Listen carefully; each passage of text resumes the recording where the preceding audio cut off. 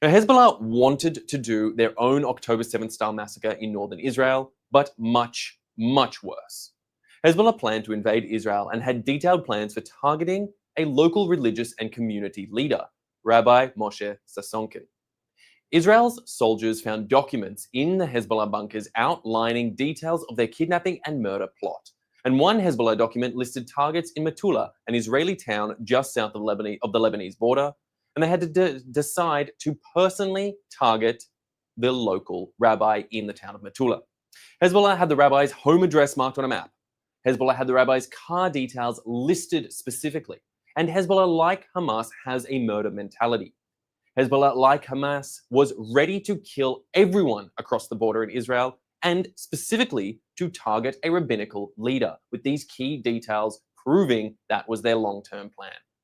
That's why Israeli forces pushed back Hezbollah and stopped their plan before it even started. Israeli soldiers captured literal tons of weapons and demolished many kilometers of tunnels and fortifications opposite Israeli homes. And to be clear, these weapons and bunkers are just across the fence from Matoula. The houses that Hezbollah planned to launch their massacre from are in sight of most Matoula homes. And this is precisely why 60,000 people fled their homes in northern Israel after October 8th, including towns like Matoula. Because Hezbollah joined Hamas's war on the Israeli people on October 8th, one day after the October 7th massacre. And Hezbollah since fired over 9,000 rockets, anti-tank missiles, and suicide drones at the Israeli people. That's why Israeli forces are still in southern Lebanon. Hezbollah cannot again be allowed to threaten the Israeli people. And that's also the reason why the way the ceasefire in Lebanon is carried out is so important.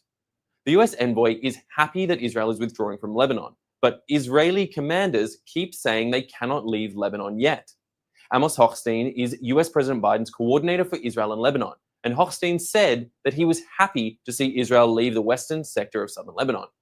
Now, Israel agreed to leave southern Lebanon by January 27th, but only on the condition that the Lebanese army take Israeli positions, and it doesn't let Hezbollah take those positions back. But the reality on the ground is that the Lebanese army is not taking control. Israel's ceasefire in Lebanon has rules, and Lebanon is not following these rules. And as such, Israel removed Hezbollah from southern Lebanon. Israel began withdrawing from southern Lebanon, but as long as the Lebanese army doesn't take Israel's place, Israel will not be able to leave for threat of Hezbollah. Hezbollah, by the way, which has already violated the ceasefire over 120 times. And in that same period since the ceasefire began, Israel has eliminated 40 Hezbollah terrorists that are threatening Israel, some of which were also caught near the Israeli border. Hezbollah keeps smuggling weapons in, including from Syria, and the Israeli people cannot return home unless the Hezbollah threat is totally removed. Israel simply cannot return to an October 8th, 2023, when Hezbollah joined the Hamas war. Israel needs peace, not simply a piece of paper. All right, let's take some questions from our audience watching live on social media. Our first question comes in from YouTube. Israel released footage of a Hamas terrorist caught in Gaza's Kamal Adwan hospital. He was on staff and said that Hamas and Islamic Jihad use the hospital because it is a safe haven for them and because the military cannot directly target it. How can Israel better highlight the challenge of fighting against that kind of enemy? Well, isn't this example perfectly indicative of the Hamas strategy to hide in and amongst civilian infrastructure, to hide amongst the infrastructure and the civilians that they claim to be defending and protecting, hiding in hospitals, wearing stethoscopes and thinking that means they are immune from all the crimes that they have committed, the murders they have committed, the more murders that they would like to commit. Israel's goal in this is one, to ensure that the world truly understands what's going on. But the miscommunication and misinformation that suggests that Israel is simply targeting civilians in a hospital is frankly not true, and that they are targeting Hamas terrorists who hide among hospitals as a form of defense and a means of escaping justice.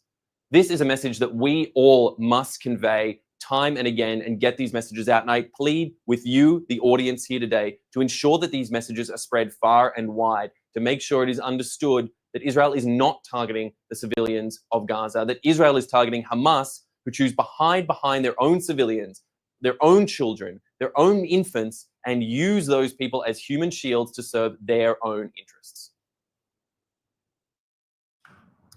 Our next question comes in from Anna Sue. If Hezbollah keeps violating the ceasefire, then why does Israel continue to abide by it? And what is the Lebanese army going to do about it? Anna, so that is a critical and important question at this very moment. As we said, the January 27th deadline for this ceasefire is fast approaching. And as I already outlined, the standards are not being met until now. But frankly, as we've said in the past, and as continues to be true, Israel does not want war. It certainly does not want to return to the sort of escalation that we had with Hezbollah in the north that kept 60,000 Israelis from returning to their homes, not to mention those Lebanese civilians who suffered under the yoke of Hezbollah cruelty, hiding their own military infrastructure inside civilian areas as well. So Israel is determined to try and see if this ceasefire can work, while Hezbollah systematically tries to destabilize it, threatening their own people, their own government, with not disarming and saying that they will continue to be a presence in southern Lebanon in direct contravention of the ceasefire. We call upon all nations of the world, call upon the UN, UNIFIL, who are supposed to be fulfilling responsibilities there in that region, and of course the Lebanese army to take back control, and the Lebanese people to take back control from Hezbollah and ensure that we can have peace, stability, and security in this region. Our next question comes in from YouTube. Are there any influential groups in Lebanon which have sided or would side with Israel? For example, what about the Christians who worry about Islamists? Unfortunately, as it stands right now, it is very hard to do anything resembling a clear and consistent census or polling among the Lebanese people to really understand what's going on the ground there now. It isn't in Hezbollah's interests or any of the other power players in that region to truly take an in-depth look in any sort of scientific way as to what the people are saying. But there is no doubt that the tide is beginning to shift in Lebanon, that there are people out there who are speaking out against Hezbollah and calling them out for what they are as puppets of the Iranian regime, serving the Iranian regime's interests rather than truly serving the people of Lebanon. And this is a fact that is hopefully becoming more widely known and more widely accepted. Whether we reach the sort of tipping point that we saw in Syria that ultimately led to the fall of the Assad regime, and Lebanon can come out, and the Lebanese people can come out from the yoke and suffering of Hezbollah's tyrannical rulership, it remains to be seen. But we do hope and pray for the Lebanese people to be able to have the sort of freedom and capacity that will allow for peace and security across this region. Our last question for today comes in from Renee. How do you have peace with all the neighbors who don't want peace and they just want to take over Israel's land?